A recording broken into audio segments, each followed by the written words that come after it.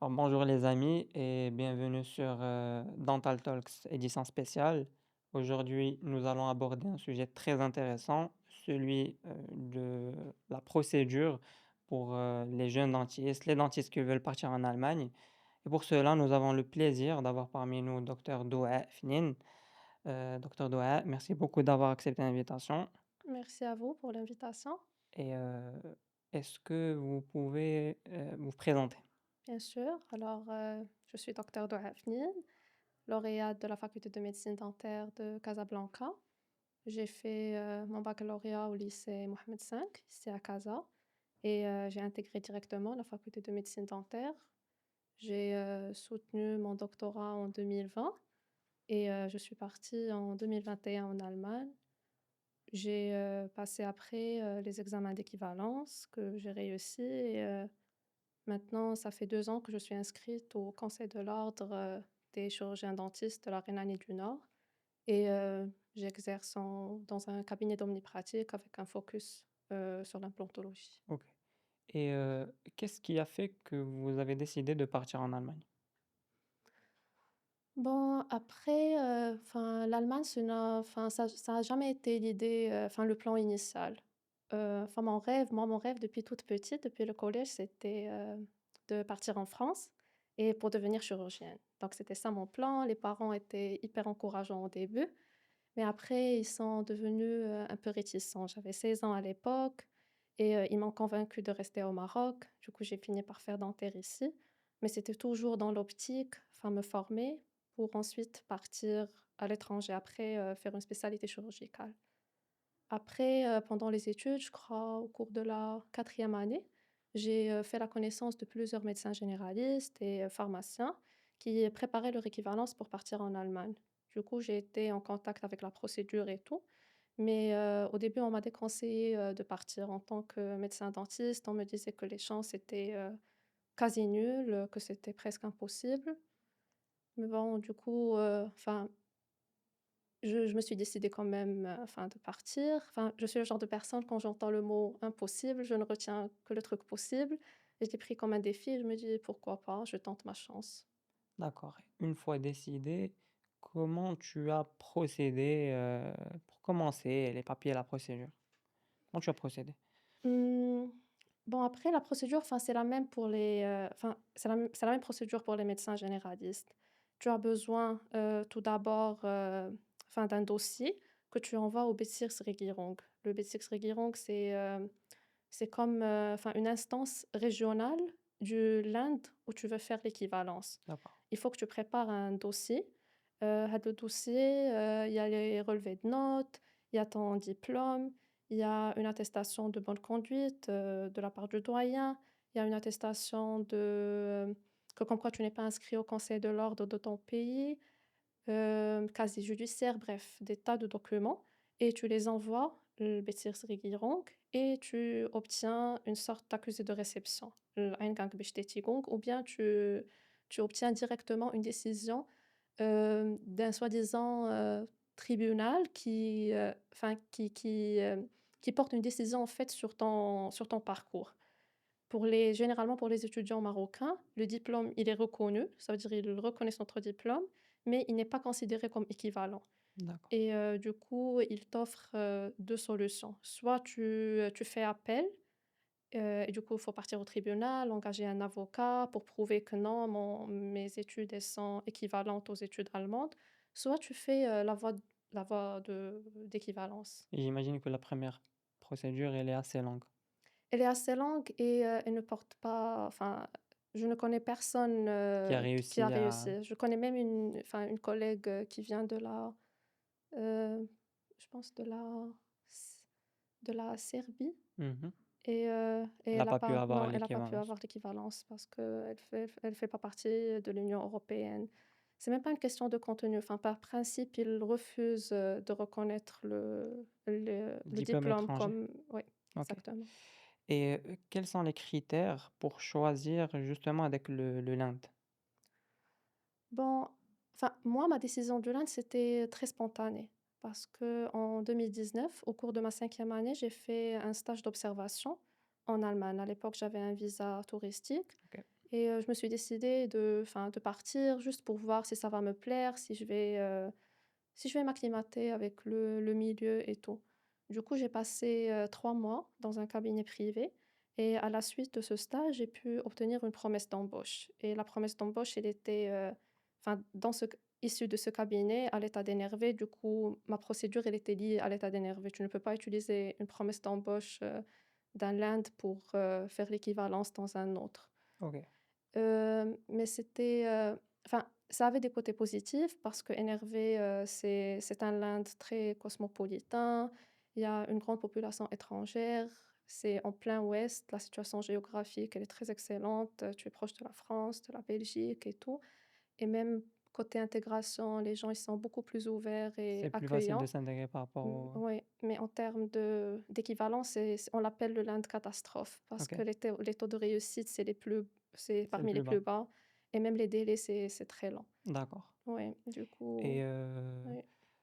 je voulais vous poser une question. Supposons que je dois choisir un land, est-ce qu'il y a des lands où l'examen, il est plus accessible que d'autres? Si vous avez un land à conseiller. Oui, d'après le retour d'expérience de plusieurs collègues, il y a le l'Inde de Rhineland-Pfalz, Bremen et Baden-Württemberg. C'est l'un des examens d'équivalence, ils sont moins exigeants, par exemple en comparaison avec NRV ou Bayern et même les délais d'attente, ils sont moins lents. D'accord Oui. et est-ce qu'il y a moyen de changer le land pendant, en cours de route? C'est-à-dire tu as choisi un land, Mmh. mais je veux que tu est-ce que tu peux le changer? Est-ce que déjà on préconise de le changer ou pas? Techniquement, c'est possible de changer, mais pratiquement, je vais pas le conseiller parce que ça déjà pour changer le land, il faut le justifier, soit par un déménagement, soit par une offre d'emploi et ça fait que rallonger la procédure encore plus. Déjà, faut attendre que l'autre land, il étudie ton dossier, de nouveau. Des fois, il faut recommencer depuis le début certaines procédures administratives. Donc ce que je peux conseiller aux gens, c'est de bien choisir le land et une fois on a l'autorisation d'exercice provisoire, de rester dans le même land jusqu'à la fin. Parce que je connais des gens qui ont changé au cours du processus et ça a traîné, 2 ans de plus, par exemple. J'y ai pensé moi aussi, quand j'ai vu que les taux de réussite, à NRV, c'est parmi les plus bas, mais après je me suis décidée de rester parce que ça allait que rallonger la procédure, inutilement. OK et pour obtenir l'équivalence ou le Bescheid, c'est ça? Heu, non, l'équivalent, c'est l'approbation. OK, le Bescheid, c'est quoi? Le Bescheid, c'est, la décision de l'instance par rapport à tes études. OK. Quels sont les documents pour l'obtenir? Le Bescheid. Voilà, le Bescheid, pour l'obtenir, comme j'ai dit, il faut le diplôme d'abord. Il faut, il faut un document, du conseil de l'ordre, que comme quoi tu n'es pas inscrit et que comme quoi tu n'as pas fait, tu n'as pas été sujet de mesures disciplinaires. Aussi une attestation de bonne conduite de la part du doyen, les relevés de notes, détaillés, le volume horaire aussi pour chaque matière et tous ces documents, ils doivent être traduits. Et on a besoin aussi du B2, le niveau de langue allemande, de la part, de Goethe ou bien un institut, équivalente. Je me souviens pas très bien des documents, mais je crois que et bien sûr une inscription dans un cours de langue et une promesse d'embauche. Ces 2 derniers, ils augmentent un peu, les Les chances chances, d'obtenir, d'avoir, Genau. d'accord, OK Oui. et pour préparer tous ces papiers pour toute la procédure, est-ce que Mmh. vous préconisez d'être accompagné par une structure ou là, c'est possible de le faire tout seul? Personnellement, je n'ai pas été accompagnée par, une structure. Je suis au courant que plusieurs, structures, ils offrent une sorte, d'aide, d'accompagnement, mais pour moi, les informations, elles sont là. Genre, si quelqu'un, il maîtrise la langue, il suffit C'est d'entrer au assez niveau clair pour, c'est assez clair. Il suffit d'entrer, d'entrer au niveau du site internet, du Bezirksregierung, de ces instances pour chaque land et on trouve la procédure détaillée avec tous les documents qu'il faut envoyer. Du coup, pour moi, il suffit juste de maîtriser la langue et après on peut faire la procédure, tout seul. Certes, ça peut paraître flou au début, mais mais ça devient de plus en plus clair. Au fur et à mesure qu'on avance, les choses deviennent de plus en plus claires. OK. Et pour le visa, quel type de visa il faut demander? Je crois que c'est le CSD, c'est, visa pour, reconnaissance, de diplôme de médecine étranger, un truc du genre, oui. Et il faut obligatoirement, avoir un compte bloqué? Heu, oui, un compte bloqué, je pense que c'est une condition sine qua non. Après, il y a des gens qui ont un garant, mais la personne, elle doit toucher, enfin, je sais pas exactement, elle doit toucher combien, elle doit être garante et c'est comme si elle va te financer au cours de du processus. Mais la plupart des gens, que je connais, ils ont utilisé tout simplement un compte bloqué. Et quels sont Dé les déjà, c'est documents? très difficile d'obtenir le visa sans compte bloqué, c'est D'accord, ouais. OK. À part le compte bloqué, quels sont les documents, pour, avoir ce visa?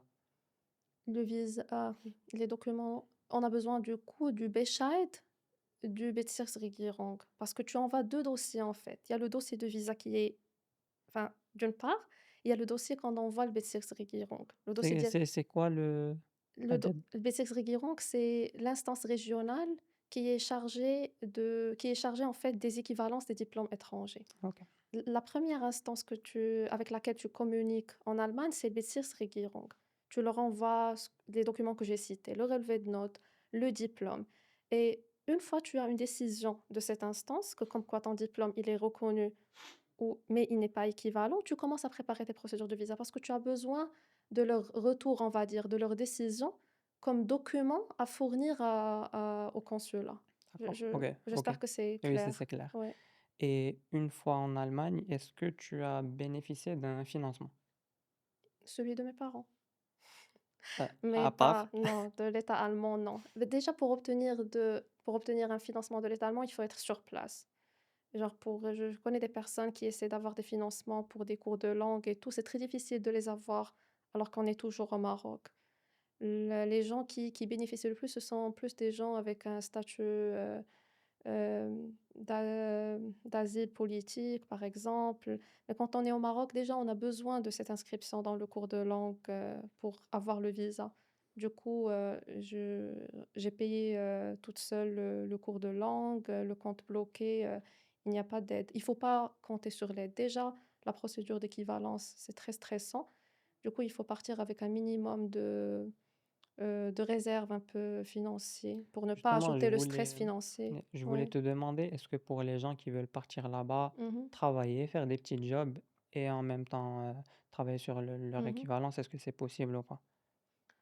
Bah, ça dépend en fait, on veut obtenir l'équivalence, dans combien de temps? Parce que la procédure d'équivalence, c'est très difficile, c'est très prenant. C'est comme un boulot à plein temps. Déjà, au début, il faut du temps pour s'intégrer, pour trouver le logement. Il faut gérer plein de paramètres. Au début, tu as pas le temps. Il faut gé déjà, enfin, tu es dans un hôtel et après, il faut trouver un appartement. Il faut s'inscrire, dans un cours de langue, de préparation médicale. La plupart du temps, c'est à plein temps, donc tu n'as même pas le temps de travailler à côté et de toute façon, tu ne peux pas travailler alors que ton visa, il est, concentré sur le cours de langue. Genre, tu n'as même pas l'autorisation de faire un boulot, par exemple et une fois tu réussis le premier examen, c'est le Fachsprachprüfung, c'est l'examen des connaissances médicales. Là, tu obtiens une autorisation d'exercice provisoire. Là, tu peux exercer en tant que médecin dentiste. Théoriquement, tu peux exercer. Il y a plein de collègues qui ont je l'ai fait aussi au début, j'ai travaillé mi-temps, dans un cabinet et en même temps j'ai préparé l'examen de connaissances. Mais après j'ai dû démissionner parce que j'ai pas pu joindre les 2 bouts. يالّا C'était très كتكافى stressant, مع OK. exactement. Du coup, une fois en Allemagne, il y a 2 examens à passer, le FSP et le KP, c'est ça? Oui, exactement. Ça consiste en quoi? Le FSP, c'est le premier examen qu'on passe, c'est le Fachsprachprüfung. C'est l'examen de, langue médicale. En fait, C'est le C1 médical? c'est le C1. Enfin, à la suite, quand tu réussis l'examen, tu disposes du coup d'un niveau de langue équivalent au C1 D'accord, médical. OK. Ils veulent vérifier en fait si tu as le C1, si ton niveau de langue, il est équivalent au C1 médical. C'est un examen d'1 heure à peu près. il y a une commission de 3 à 4 personnes qui, présente un cas clinique et il y a un professeur qui joue le rôle d'un patient. Et il vient, il décrit, des symptômes, il vient avec des douleurs et tu dois être en mesure de lui expliquer, enfin de poser le diagnostic déjà, de lui expliquer ton plan de traitement et ce que tu vas faire, dans un allemand qui est, dans le jargon allemand. Ça veut dire on n'a pas le droit ici d'utiliser des termes latins. Et après, il y a la partie, Arztgespräch, ça veut dire, une discussion, collégiale et là, il y a un autre, médecin qui te parle et là, tu dois expliquer, ton diagnostic et justifier ton plan de traitement et là, tu dois utiliser une terminologie latine. Tu ne dois pas utiliser, les mots, allemands, genre le jargon avec lequel tu as expliqué au patient, mais plutôt une terminologie latine et à la suite, tu dois ça, c'est la deuxième partie de l'examen. La troisième partie, tu dois rédiger une sorte de lettre à un collègue où tu lui envoies le patient, pour une chirurgie, par exemple, et tu décris l'anamnèse du patient avec, tout ce que vous avez discuté et cetera. Et pour ça, vous avez, par exemple 20 minutes pour rédiger cette lettre. Et à la fin, après une semaine, 2 semaines, on obtient le résultat, est-ce qu'on a réussi. À la suite de cet examen, quand on le réussit, on obtient une autorisation d'exercice provisoire. Ça veut dire que vous pouvez exercer en tant que médecin dentiste, mais sous la tutelle d'un médecin qui est déjà inscrit dans l'ordre. Ça veut dire que vous ne pouvez pas exercer, indépendamment. Vous devez toujours être sous la tutelle de quelqu'un d'autre et c'est très difficile de trouver un boulot avec ce statut-là parce que techniquement, vous n'avez pas l'équivalence. Vous avez juste une autorisation provisoire, d'exercer d'ailleurs. La plupart, ils n'ont aucune idée de cette, autorisation. Quand tu es sous tutelle, j'imagine qu'on donne à ces médecins dentistes que des actes de base, des petits actes. Oui, que des traitements de Si caries, ce par n'est exemple, assisté, si ce n'est qu'assister, oui, des traitements de caries, des surfaçages, même en termes de salaire, c'est pas vraiment, très avantageux, vous êtes payé moins qu'une assistante dentaire, par exemple, limite, le SMIC, allemand et enfin, par exemple, moi, j'étais un peu chanceuse, j'ai pu faire des cas beaucoup plus complexes. La chef, elle m'a, confié des cas de prothèses, et vous faites l'exception. mais oui, Généralement, c'est pas le cas. mais généralement, c'est pas le cas. Généralement, vous faites le travail d'une hygiéniste, on va dire, vous faites des surfaçages toute la journée et des détartrages et de temps en temps des traitements de caries. OK, Oui. et il y en a qui demandent, est-ce que c'est possible d'obtenir l'équivalent sans passer par le FSP et le EKP? Non, c'est presque impossible. Parce qu'il n'y a pas de raccourci. Parce qu'après le FSP vient le CAP. Le CAP, tu dois le passer dans maximum 2 ans après le FSP. Sinon, tu dois recommencer le FSP. En fait, c'est comme un petit jeu. Si tu dépasses les 2 ans après le FSP, ton FSP, il est plus valide. Donc tu dois le repasser pour pouvoir passer le CAP et le CAP, c'est l'examen de connaissance. C'est en fait 3 examens que tu passes séparément. Il y a le premier examen qui est l'examen écrit. Il dure, 1 heure.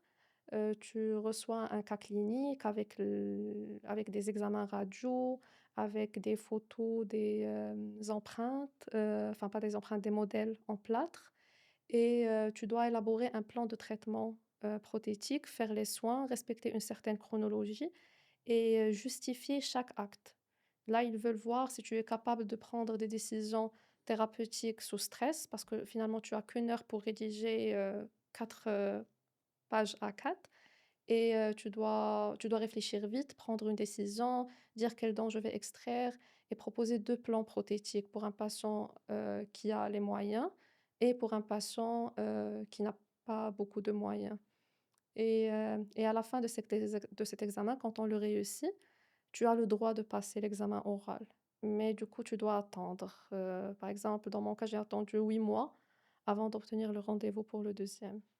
Et le deuxième, enfin, à mon avis, c'était le plus difficile parce que là, c'est un examen oral qui dure 4 heures. On est devant une commission de 4 personnes et chacun, il est spécialiste. Du coup, tu as un orthodontiste, tu as un chirurgien oral ou un maxillo, en tout cas dans l'état d'énervé. et tu as, un professeur, par exemple, en prothèse conjointe, prothèse adjointe et tu es avec 2 autres candidats avec toi qui passent aussi l'examen et du coup, ça se passe, comme une partie pour le candidat 1, le professeur, il pose des questions au niveau de la prothèse et puis vient la partie maxillo-chirurgie et c'est comme une discussion et plus tu réponds, il pose la 2e question et la troisième jusqu'à ce que tout le programme, il est balayé. En termes de radiologie, pharmacologie, toutes les matières qu'on a eues pendant les 6 ans d'études, ils sont compactés dans ces 4 heures et après quand tu réussis l'examen de l'oral, tu dois attendre le rendez-vous pour l'examen pratique. Encore 8 mois, 9 mois d'attente et l'examen pratique, il dure 5 heures en tout. Du coup, réel entre là, c'est 8 mois, 8 mois. C'est Oui. à peu près 1 an Oui, et demi, oui, 2 ans. oui. Et du coup, il y a l'examen pratique et il dure, 5 heures à peu près, en tout cas dans l'état d'énervé et il y a enfin, au début, on te donne une liste des choses à faire. Par exemple, 2 couronnes en la préparation de 2 couronnes en zircon, tout se fait sur un modèle, Frasaco, sur Phantom. OK. Du coup, voilà, tu as la liste, par exemple, 2 couronnes en zircone, une couronne céramo-métallique, ou bien un bridge, une, un enlay un enlay en céramique, enlay en or et les provisoires pour chaque acte prothétique, l'empreinte, aussi pour chaque acte prothétique, des restaurations antérieures, restaurations postérieures, des sutures, chirurgicales, verticales, horizontales, en croix, en point. J'espère que je dis la terminologie exacte Les parce que surgés, les matelassés, exactement, oui et voilà, exactement et un traitement endo sur des dents, enfin les dents, ce sont des dents extraites et vient la partie paro. La partie paro, c'est comme un mini examen oral au milieu de l'examen pratique. Le professeur, il vient, il te demande de reconnaître les instruments de la paro, par exemple d'expliquer, la nomenclature des curettes Gracie, par exemple, de dire ou bien d'expliquer, chaque curette correspond à ouais. quelle zone, OK. Exactement, ou bien un instrument que tu vas utiliser pour, le sinus lift ou bien pour une chirurgie spécifique, tu dois les reconnaître au niveau des photos et expliquer chaque instrument, il sert à quoi avec la terminologie exacte OK. et oui, enfin, il y a des actes peut-être que j'ai oubliés, mais en tout cas, à la fin, il y a le prof qui vient, il note en fait tout ce que tu as fait et il vous note aussi comment vous travaillez. Donc si le plan de travail il est en désordre et tout, il y a des points en moins. Si vous êtes sous stress aussi, il y a des points en moins. Il voilà, il vous surveille pendant l'exécution de ces actes et après, il faut attendre les résultats. Normalement, quand on obtient les résultats, là, vous obtenez l'équivalence. Pour préparer l'examen, le concours, est-ce qu'il y a un Mmh. programme ou là tu prépares tout et c'est, au pif? Il y a des écoles enfin qui aident à préparer. Moi, j'ai pas fait de préparation. J'ai fait j'ai visité un cours pour, l'allemand médical au tout début parce que j'avais déjà besoin du cours pour obtenir le visa.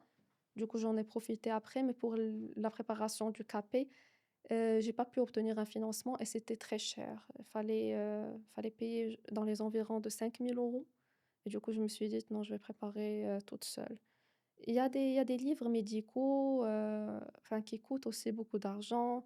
Enfin, pour l'examen écrit et pratique, j'ai dû juste lire tous les livres médicaux qu'un étudiant allemand, il va lire au cours, de ses OK. études. Du coup, tu prépares à partir de ça. C'est comme si tu refais le programme lié le Exactement, tu fais tes propres résumés, et enfin, tu arrives à voir les questions un peu des profs, quel c'est quoi le focus, par exemple, de ce prof-là. Par exemple, il y avait on a moi, personnellement, j'avais beaucoup de lacunes en orthopédie. On n'avait pas enfin, dans le programme à la fac, c'était pas très détaillé. Au niveau de la maxillofaciale aussi, au niveau de la chirurgie, c'était pas aussi très détaillé. Et du coup, j'ai dû reprendre beaucoup de trucs, enfin, c'était très théorique. La charge d'information, elle était très importante. Et pour l'examen pratique, j'avais un micromoteur à la maison, un fantôme, des dents Frasaco, ma maison, elle ressemblait à un mini cabinet. les TP. Oui, c'était comme un TP, la voisine, elle se plaignait tout le temps que je faisais du bruit. Je l'ai fait entrer, j'ai un micromoteur, je prépare mon examen d'équivalence et la préparation, elle a duré 6 mois, 7 mois. Chaque jour, 10 heures, que ce soit pour l'examen écrit, oral ou pratique, c'est 10 heures de préparation par jour, si tu veux réussir du premier coup. Ouais. J'imagine que c'est pas facile. Il y a une question la plupart des gens se demandent, est-ce que concrètement, il y a vraiment un manque de dentistes en Allemagne? Non. Il n'y a pas de pénurie de dentistes en Allemagne et c'est pour ça que les examens d'équivalence, ils sont exigeants. Enfin, par rapport aux collègues généralistes, il y a énormément de manques et du coup, l'examen, il est beaucoup plus abordable. Mais pour les dentistes, il n'y a pas de pénurie, surtout dans l'Ouest. Enfin, peut-être dans l'Est, depuis la réunification de l'Allemagne en 1989, la répartition des richesses, elle n'était pas égalitaire. Et du coup, il y a eu une exode, même au sein de l'Allemagne, plus vers l'Ouest. Et l'Est, il était un peu délaissé, les infrastructures, elles ne sont pas au top comme à l'Ouest. Et du coup, il y a une certaine pénurie au milieu des zones rurales. C'est là où il y a le plus de manque. Oui, c'est là où il y a le plus de manque, mais c'est là où on vote plus extrême droite, ce qui peut rendre l'intégration pour un étranger très difficile. Raciste. Oui, oui, pour moi, ça vaut pas la peine de partir en Allemagne pour vivre à l'Est. Donc Ça, c'est et sûr. à l'Ouest, il y a pas de pénurie, mais ça veut pas dire que c'est impossible. Genre, on est sur 80 millions d'habitants, une quatrième puissance mondiale. Genre des offres, il y en a. Certes, il y a de la concurrence, mais si on arrive à se démarquer, on va trouver sa place. Exactement. Ouais. Et quelle est la différence entre la pratique dentaire au Maroc et en Allemagne? Quelles sont les différences, les bénéfiques? Hem, Bah, déjà, il y a une différence. J'ai pas beaucoup exercé au Maroc, du coup, mais j'ai des retours, de collègues et tout. Enfin, déjà, il y a une différence en termes d'organisation. J'ai un flux de patients de 15 à 20 patients par jour. Tout est tout est organisé, tout est structuré. Les rendez-vous, c'est à la minute près. Les patients, ils sont ponctuels, ils sont toujours 5 minutes, 10 minutes, en avance. Ils ne sont pas habitués à attendre et tout est chronométré. Il y a pas de pause entre les patients, il y a pas de 5 minutes de pause, genre limite des fois, j'ai pas le temps pour boire. C'est très, tout est digitalisé. Les fiches, médicaux, du patient, tout est, informatisé. Heu, les examens radiologiques aussi. Hem, du coup, le flux du patient, c'est assez stressant parce qu'on passe beaucoup de patients par jour, mais tout est organisé. Du coup, il y a moins de stress. Et c'est Hem, réparti en des petits actes. c'est réparti en Vu des petits actes. Par vu que si exemple, tu passes 15 à 20 patients par jour, tu peux pas que chaque patient délai une procédure toi là. non, mais parce qu'il y a 2 salles de soins pour un praticien. Du coup, par exemple, j'ai des contrôles dans la salle de soins 3 et l'hygiéniste elle est dans la troisième salle. Du coup, je fais des contrôles. Du coup, par exemple, les consultations, si j'ai qu'une consultation ou un nouveau patient, il est programmé en même temps, par exemple, qu'un autre patient. Je dois terminer le traitement de carie, je dois réserver, par exemple, 5 minutes pour faire le contrôle. OK. Après que l'hygiéniste, elle a fini, par exemple, le détartrage. Hem, et pour les contrôles, c'est 10 minutes par patient. Mais c'est quand même 10 minutes où tu dois rentrer, tu dois faire le contrôle, tu dois parler au patient, expliquer s'il y a un traitement à faire, proposer un devis et expliquer, par exemple, si on a un traitement en dos, tu vois que c'est 45 minutes. Si tu tardes, si tu fais plus, tu remarques que, enfin, les assistantes, elles rentrent, elles font un peu de stress, tu es en décalage pendant toute la journée. S'il y a une urgence dentaire, tu dois la gérer, tu peux enfin, tu fais attendre les patients, mais tu dois la gérer en parallèle parce que déjà ton programme, il est full pour la journée. OK. Mais c'est très organisé et très standardisé. Du coup, c'est assez stressant, mais c'est très structuré. Du coup, tu arrives à quand même à gérer. Il y a aussi la différence entre, je pense, le patient allemand, c'est un patient qui est très informé. Il vient, il a déjà fait ses recherches. Du Tu coup, ils sont parles, plus exigeants. ils sont plus exigeants et même en termes, genre quand tu poses un diagnostic, il a envie de comprendre le diagnostic, il va discuter avec toi. Il va vouloir, plusieurs, possibilités en ce qui concerne le traitement, s'il y a des alternatives. Il voudrait savoir aussi s'il y a des complications.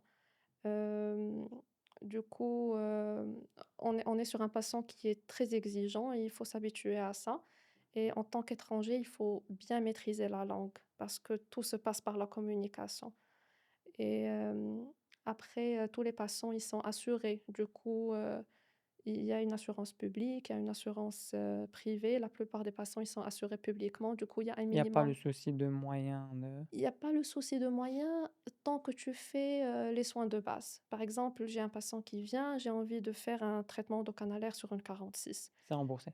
Mmh? C'est remboursé. C'est remboursé, mais ce qui est remboursé, en fait, c'est, un matériel rotatif, qui n'est pas très cher par l'assurance. Par exemple, si tu utilises, un système rotatif qui est très cher, M2 par exemple, ça couvre pas les charges. La différence, c'est aux patients de la C'est aux payer. patients de la payer. Si tu fais, par exemple, de la condensation verticale à chaud thermoplastique, l'assurance, elle va pas te payer ça. L'assurance publique, l'assurance privée, elle paye en charge Il faut une les techniques modernes. complémentaire, ouais. Donc c'est toujours au patient. Si j'utilise le laser pour désinfecter ou bien, enfin, si je veux utiliser des techniques modernes, je dois présenter un devis pour le patient pour expliquer la différence et c'est lui qui paye, la différence. OK, d'accord. Ouais et il y a en termes de la la documentation.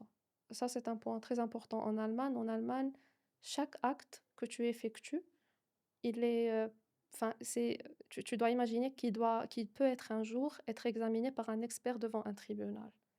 Du coup, tout traitement, il doit être justifié par un diagnostic. Toute radio que tu effectues, tu dois noter ça, tu dois Pour te écrire ça protéger. pour te protéger. Peu importe ce que le patient il dit, peu importe ce que tu fais, n'importe quel acte, il doit être documenté au détail près parce que ça risque de terminer, au tribunal et du coup le consentement aussi, par exemple, avant que j'anesthésie, le patient, il doit signer Consentement un écrit. document pour l'anesthésie pour que ça couvre aussi légalement s'il y a des complications, s'il y a quoi que ce soit. Et tout ça, c'est une charge bureaucratique qui est énorme. Je passe 2 heures et demie en fin de journée à juste noter ce que j'ai fait Ouais, et quand je dis je noter, je note, genre tu dois noter au détail près. au détail près, qu'est-ce que tu as fait? Genre un simple acte de carré, je dois noter le mordançage, qu'est-ce que j'ai utilisé pour le mordançage, combien de temps pour le mordançage, genre il y a des trucs qui se répètent du coup, mais c'est très contraignant et par exemple, il y a aussi, comme quoi tu as pas trop de flexibilité. En Allemagne, on travaille, avec les Leitlinien, ce sont des recommandations nationales scientifiques. Par exemple, il y a un consensus scientifique en ce qui concerne la prescription d'antibiotiques. Tu peux pas venir juste et prescrire ce que tu veux avec le dosage que tu veux. Ça doit être justifié. Sinon, le patient, il risque de te poursuivre en justice si jamais il y a des complications après. Par exemple, dans le traitement endo, la pose de la digue, elle est obligatoire. Si tu n'utilises pas la digue et après, il faut faire une reprise de traitement, le patient, s'il prouve à travers les radios que tu n'as Il pas y a pas de utilisé de digue, digue, tu es enfin, poursuivi en justice. ouais, tu peux enfin, il peut argumenter que comme quoi le traitement en dos, il a échoué par négligence de la part du praticien.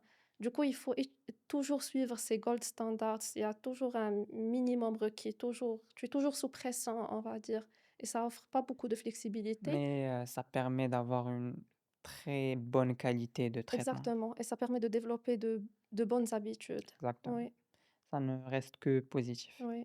Et du coup, comment s'est passée ton intégration en Allemagne? Parce qu'il y a un préjugé là, les Allemands, comme quoi ils sont pas très, chaleureux, si je peux dire.